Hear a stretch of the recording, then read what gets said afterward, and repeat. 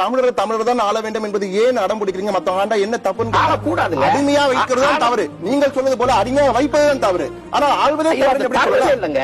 எப்படி தவறு இல்லைன்னு சொல்றீங்க? என் வீட்டுல நான் வாழ்வது, என் நாட்டுல நான் ஆள்வது என்னுடைய அடிப்படை உரிமை. நல்லாண்மை என்பது ஒருவனுக்கு தான் பிறந்த இல்லாண்மையாக்கி கொள்ளல்னு என்னுடைய மறை சொல்லுது.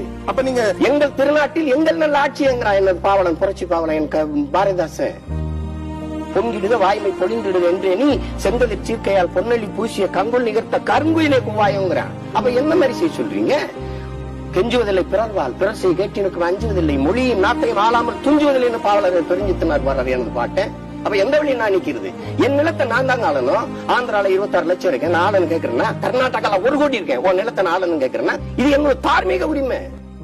நீ ஆடுறதுனால என்ன? யார் ஆண்டாலும் எனக்கு என் மொழி இருக்குதா சொல்லுங்க. 50 இந்தியாவில் இருக்கிற மொழியில மூத்த மொழி தமிழ். இந்தியாவில் இருக்கிற மொழியில மிக பின்னாடி வந்த மொழி ஹிந்தி. தாய்மொழியில் படிக்க பள்ளிக்கூடம் இருக்கா?